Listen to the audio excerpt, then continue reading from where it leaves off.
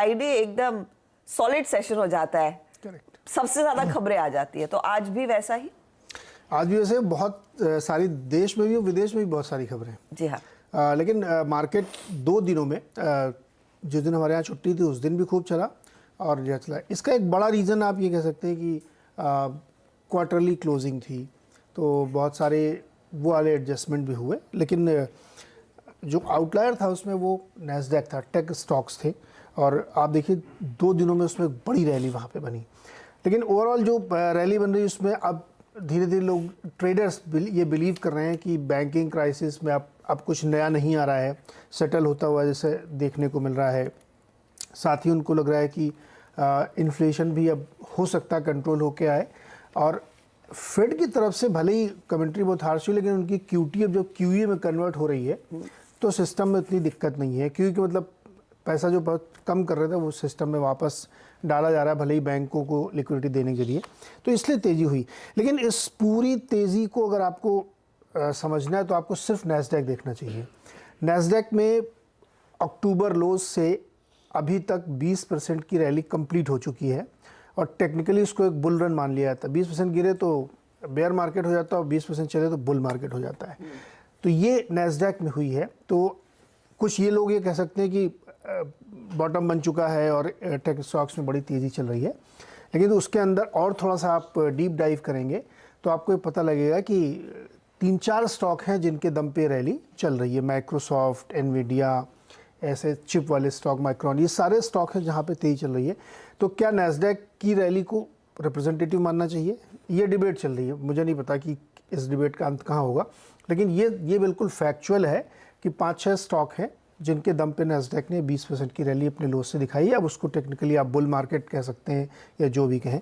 तो इसलिए मार्केट में क्वार्टरली क्लोजिंग के चलते बहुत सारे स्टॉक्स में तेज़ी देखने को मिली है, ये एक बड़ा रीज़न है। और इसी के साथ साथ अगर आप क्रूड और गोल्ड पर नज़र डालेंगे तो गोल्ड अगेन उसने 2000 पार करने की एक हल्की सी कोशिश की, हालांकि अभी वो थोड़ा नीचे आ गया, लेकिन लगभग 2000 के आसपास बार बार वो जाने की कोशिश कर रहा है।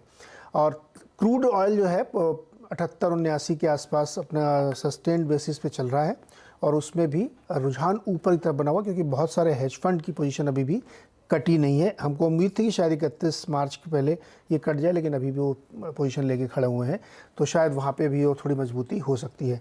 तो नेट आप ये कह सकते हैं कि एक रिस्क ऑन ट्रेड का माहौल वहाँ पे बना है, और लोग ट्रेडर्स जो हैं वो रिस्की ट्रेड ले रहे हैं। रिस्क ऑन ट्रेड का माहौल बनता हुआ साफ दिखाई दे, और डेटा पॉइंट्स भी इनफैक्ट सपोर्ट कर रहे हैं उस रैली को।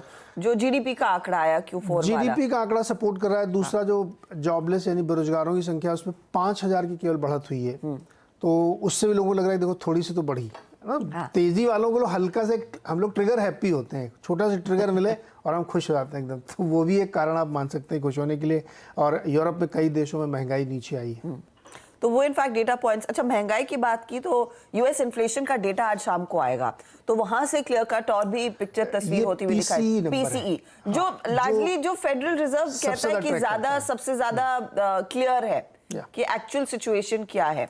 पर्सनल कंजम्पशन इंडेक्स जो आप कहते हैं उसके डेटा का इंतजार रहेगा जो आज शाम आएगा, तो उस पर हम सोमवार को रिएक्ट करेंगे। अच्छा, डेटा पॉइंट की बात की तो मार्च का जो मैन्युफैक्चरिंग डेटा आ रहा है चाइना की तरफ से वो उम्मीद से थोड़ा सा बेहतर है। 51.9 के आसपास ये आंकड़ा है, 51.6 का अनुमान था। और सर्विस पीएमआई भी मैं देख रही हूँ 58.2 आया है, जो 55 का अनुमान था। तो चाइना के डेटा पॉइंट्स भी काफी बेहतर होते हुए दिखाई दे रहे हैं, काफी बेहतर होते हुए दिखाई दे रहे हैं।